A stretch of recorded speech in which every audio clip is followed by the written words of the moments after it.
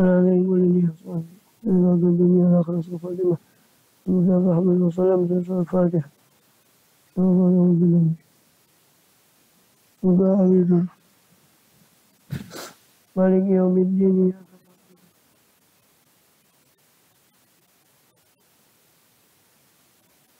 بسم الله الرحمن الرحيم الحمد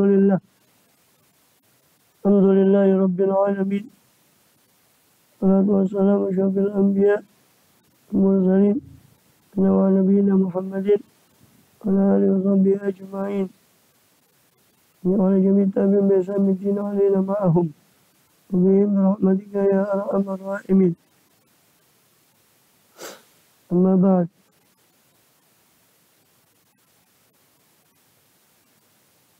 سبحانك لا علم لنا إلا ما علمتنا إنك أنت العليم الحكيم. رب اشرح لي صدري ويسر لي أمري واحلل عقدة من لساني يفقه قولي. Amin walhamdulillah. Alhamdulillah. Kita masih melanjutkan dalam pembahasan kitab Zubat Ibn Ruslan rahimahullah.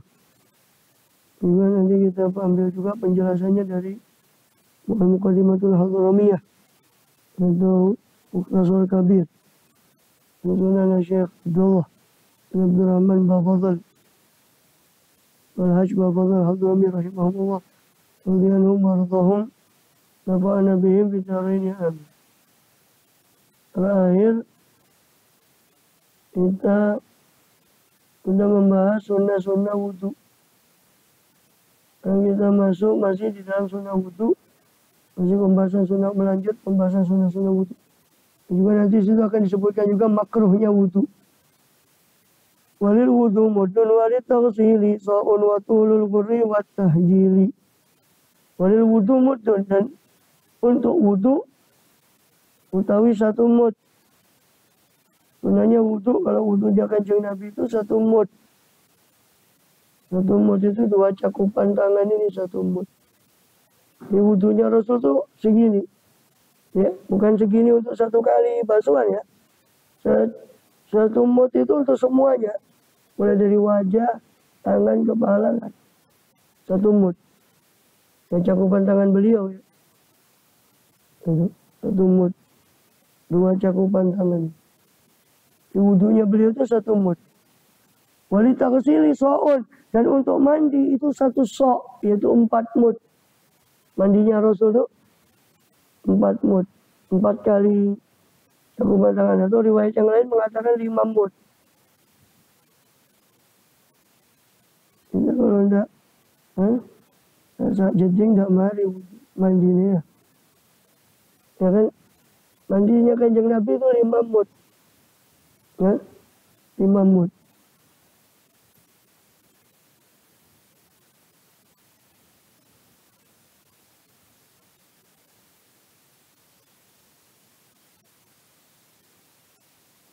Sunnah wa tulul gurri wa tahjili, dan dianjurkan pula tulul gurri, memperpanjang ghur. Ghur itu yani kelebihan dari wajah, kelebihan dari basuhan wajah.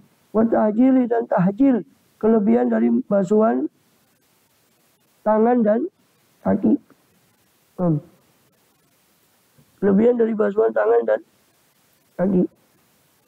Dianjurkan melebihkan ketika basuh wajah, dilebihkan juga basuhan tangan dan kaki, dilebihkan dari siku. Kaki juga dilebihkan dari mata kaki. Itu sunnahnya. Hurrah dan tahjil. Asalnya itu hurrah itu warna putih. Makna aslinya hurrah itu warna putih di dahinya kuda. Ada warna putih. Itu hurrah. Tahjil itu asalnya warna putih di kakinya kuda. Itu tahjil. Maka melebihkan wajah dan tangan, melebihkan basuhan wajah, basuhan tangan, basuhan kaki. Basuhan wajah disebut hurrah, melebihkan basuhan tangan kaki disebut tahjil. Karena mewakili dari warna putih itu kan terang. Karena nanti di dalam sesuai dengan sabda Rasulullah SAW, ummati bu itu hurran, umatku itu nanti dibangkitkan dalam keadaan hurran muhajjalin, bercahaya wajah dan tangan kakinya. Kenapa? Karena bekasnya wudhu. Bekasnya wudhu, maka wajah dan tangan kakinya bercahaya. Dalam riwayat yang lain, Rasulullah SAW pernah ditanya oleh sahabatnya, Rasulullah, bukankah nanti kan banyak umat di hari kiamat itu? Apakah Anda mengenali umat Anda? Atau kalau kami kan jangan kan kenal kita, maksudnya para sahabat, karena jangan ketemu kita. Dan kalau umat jenengan yang nanti bakal datang di akhir zaman, di setelah kami, bakal datang umat jenengan, apakah bagaimana caranya jenengan mengenal umat yang datang setelah jenengan wafat? Maka Rasul SAW, dengan riwayat Abu Dawud, ya, Rasul SAW mengatakan, kalau seandainya orang memiliki kuda-kuda putih, terus dia bercampur dengan di antara kuda-kuda hitam, apakah pemiliknya itu bakal mengenali kudanya? Oh iya, tentu ya Rasul. Katanya sahabat, pasti dia akan mengenali kudanya. Beda, ini kudanya putih dengan bercampur di antara kuda-kuda hitam. Apakah dia mengenali kudanya? Iya. Begitulah saya, kata Rasul. Saya akan mengenali wajahnya. Saya mengenali umat saya dari bekas wudhu yang ada di wajahnya dan tangan kakinya. Umat saya nanti ghurran muhajjalin. Umat saya itu dibangkitkan dalam keadaan ghurran, bercahaya wajahnya, muhajjalin, bercahaya tangan kakinya. Min asaril wudhu, daripada bekas-bekas wudhu.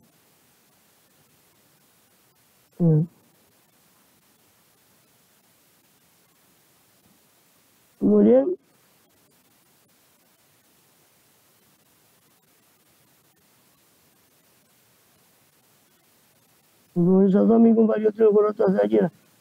maka siapa yang mampu di antara kalian, silakan dia memperpanjang basuhan wajah dan tangan kakinya. Ini maksudnya melebihkan, hendaknya melebihkan basuhan wajah dan tangan kakinya. Ya, melebihkan itu sewajarnya dilebihkan. Kalau tangan itu ya berarti sampai separuhnya lengan atas ini. Separuhnya lengan atas. Kalau kaki ya dilebihkan paling tidak ya sampai separuhnya betis. Jangan terlalu atas. Karena nanti khawatirnya jatuh pada israf. Berlebihan memakai air. Nanti akan dijelaskan. Di antara makronya wudhu itu berlebihan menggunakan air.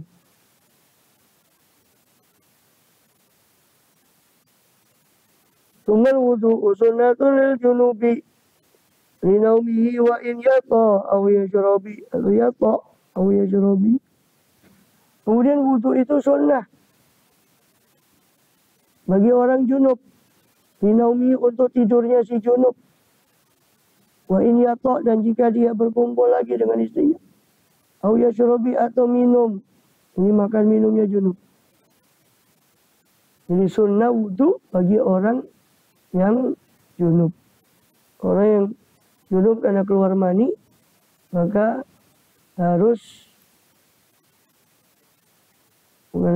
dianjurkan wudhu. Kalau dia masih malas mandi, belum mandi, maka kalau dia mau makan minum, sunnahnya sebelum makan minum itu dia wudhu dulu kalau belum mandi wajib. Juga kalau mau tidur, umpama malam hari junubnya, malas dia mau mandi, nanti sajalah. Maka paling tidak dia wudhu. Kalau dia belum mandi wajib. Sunnahnya begitu, wudhu. Kalau dia ingin tidur, ingin makan, ingin minum, atau ingin kumpul lagi misalnya, maka anjurannya wudhu. Meskipun dia belum mandi lagi, belum mandi wajib. Kata jadidul wudhu in sholla faridatan au sunnatan au nafla. Begitu pula sunnah wudhu, begitu pula sunnah tajdidul wudhu. Memperbarui wudhu. In sholat, jika dia sudah sholat. Dengan wudhu yang pertama.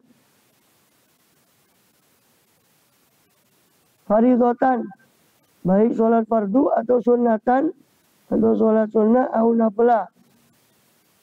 atau sholat nafil. Maksudnya sholat sunnah ini sholat sunnah yang rawatib, sholat sunnah pengiring sholat fardu. Sholat nafil ini maksudnya sholat sunnah selain rawatib. Ada yang membedakan sunnah dengan nafil. Jadi sunnah memperbarui wudhu dengan syarat dia sudah sholat dengan wudhunya yang tadi. Jadi kalau orang baru wudhu, terus belum digunakan untuk sholat wudhunya, tidak dianjurkan untuk memperbarui wudhu lagi.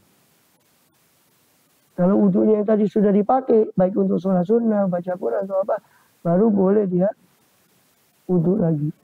Maksudnya mentajdid, baru boleh dia memperbarui wudhu. Apakah haram itu khilaf pendapat. Bagian sudah di Kifayatul Akhyar, haram hukumnya orang habis wudhu, wudhunya belum dipakai untuk sholat atau baca Quran, dia wudhu lagi. Alasannya memperbarui wudhu. Padahal wudhu yang tadi belum dipakai. Itu sebagian bahkan menghukumi haram. Ya. Jadi sunnah memperbarui wudhu. Ya. Warok'atani lil wudu'i wa du'a. Dan dianjurkan juga apa? 2 rakaat untuk wudhu. Sunnah. Dan dianjurkan juga bagi orang yang wudhu rakaatani. Tegasnya sunnah. Dan sunnah akan rakaatani 2 rakaat bagi orang yang wudhu. Jadi lil wudu'i 2 rakaat sunnah wudhu. Setelah selesai wudhu. Lalu dikatakan siapa yang berwudhu lalu menyempurnakan wudhunya lalu sholat 2 rakaat, ya, maka Allah ampuni dosa-dosanya yang telah lalu. Juga amalannya sahabat Bilal bin Rabah, ya, radhiyallahu anhu. Itu ditanya sama Rasulullah, ya Bilal, apa amalanmu? Apa amalanmu? Apa saya dengar waktu Isra Mi'raj itu saya mendengar terompahmu. Saya mendengar terompahmu di surga. Yang ya Rasulullah, kata Bilal, saya tidak mengamalkan satu amalan yang lebih saya harapkan semenjak saya masuk Islam kecuali saya sholat setelah saya wudhu. Kecuali setiap kali saya wudhu, saya sholat semampu saya. Saya gunakan wudhu itu untuk sholat. Dan itu kemudian yang dikenal dengan istilah sholat sunnah wudhu.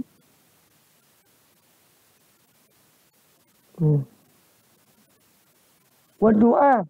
Sunnah juga doa. Imbadihi setelah wudhu. Di ayyi waktin waqa'a.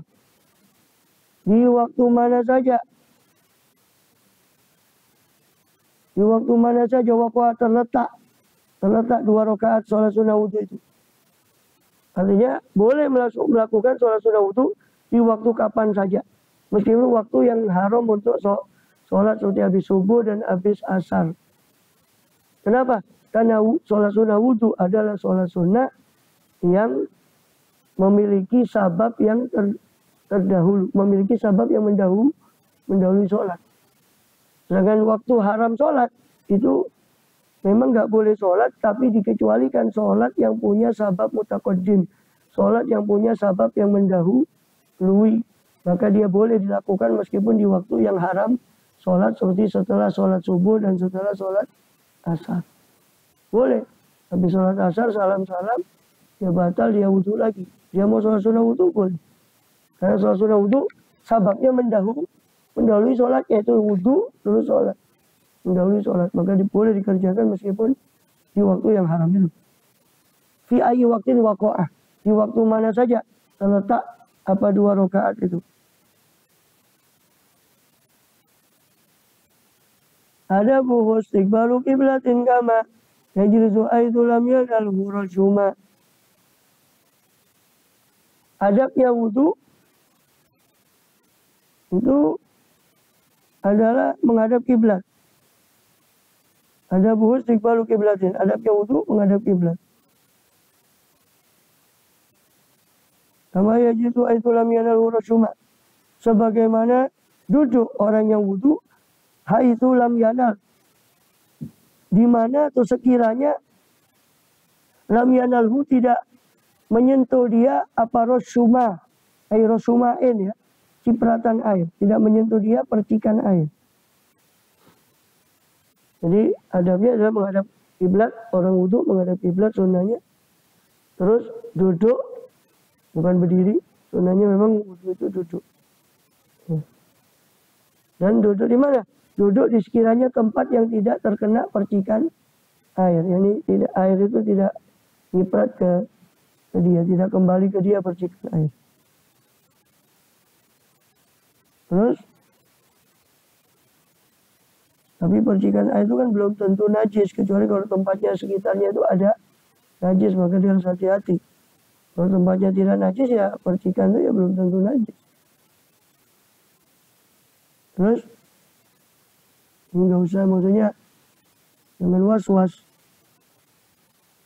Wayab tadil yadaini bil kafaini abi asabi'in minar rijlaini, dan memulai orang yang wudu al-yadaini membasuh dua tangan bil kafaini dengan dua telapak tangan.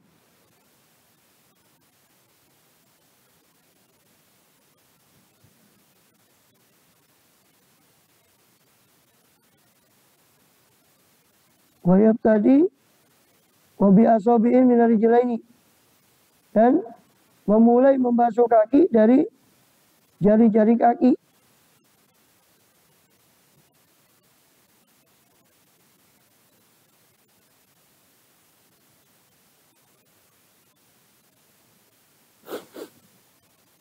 Ini sama, baik dari keran atau dari kolam.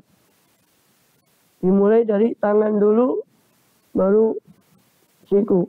Tangan baru ke siku. Tapi ada juga pendapat lain yang membedakan antara kalau wudhunya dia dituangkan, atau seperti pakai keran, atau di kolam. Kalau di kolam dia mulai dari tangan dulu, baru ke siku. Kalau dituangkan dia mulai dari siku ke tangan. Ada pendapat. Kalau di sini pendapatnya sama, mau dituangkan atau enggak, dimulai dari tangan baru ke siku. Kalau jari tangan, kalau masuk tangan, masuk kaki mulai dari jari kaki sampai ke mata kaki. Yang muter balik pun sah wudunya, tapi sunnahnya begitu.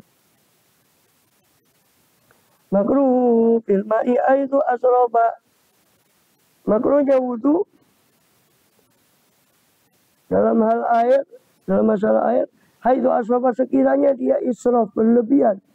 Sekiranya dia berlebihan. Makruh menggunakan air berlebihan ketika wudu. Walaupun airnya banyak. Jadi dia mentang-mentang airnya banyak, dia berlebihan, itu makruh. Walau minal baril kabir iftaroba, meskipun dari lautan yang besar, iftaroba dia mencibuk. Meskipun dia menciduk dari lautan yang besar, meskipun dia wudhu di pinggir laut, meskipun dia wudhu di pinggir sungai yang airnya banyak, tetap makruh kalau dia berlebihan. Berlebihan itu bisa jadi basuhannya sedikit-sedikit dia basuh, tapi lebih dari 3 kali, itu juga termasuk berlebihan. Atau berlebihan dalam arti 3 kali tapi menggunakan airnya berlebihan, itu juga berlebihan. Dan berlebihan ini makruh kalau airnya air sendiri. Kalau air wakaf itu haram, bukan makruh. Kalau airnya air wakaf seperti di masjid, maka itu haram kalau pakai berlebihan. Kalau pakai berlebihan meskipun airnya sendiri, makruh. Awal damal yusra alal yamini, aw jawazat ala sabil yaqini. Makruh juga qadamal yusra alal yamin, mendahulukan yang kiri atas yang kanan, itu makruh.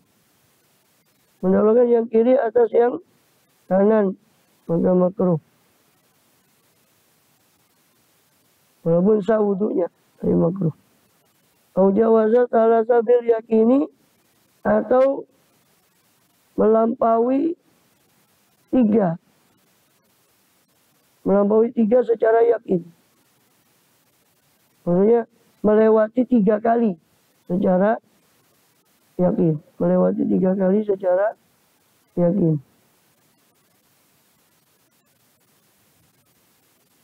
Ya. Melewati 3 kali secara yakin.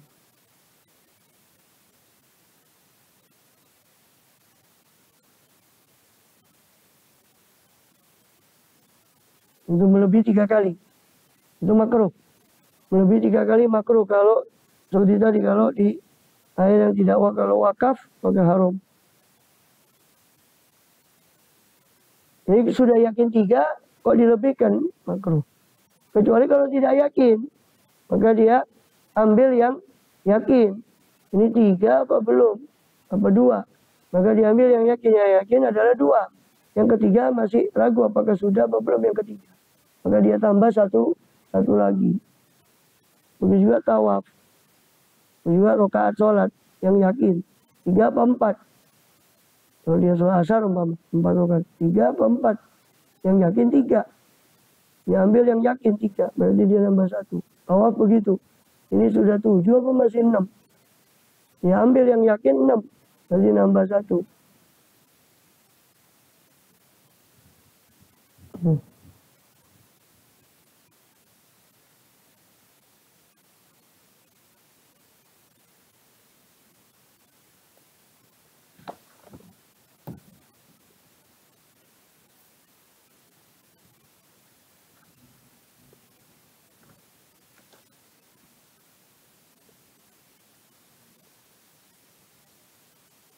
Untuk situlah ya.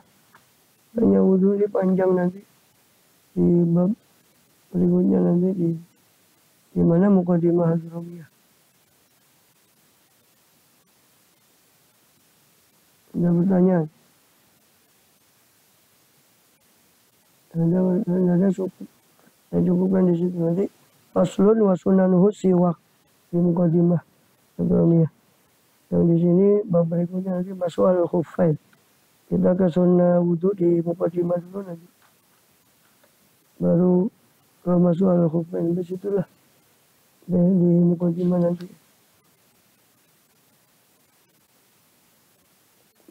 Allahu a'lam.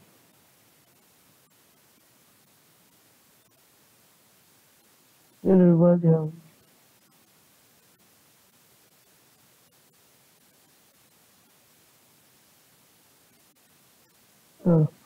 Ya Rabbana, ya Rabbana, ya Rabbana, ya Rabbana.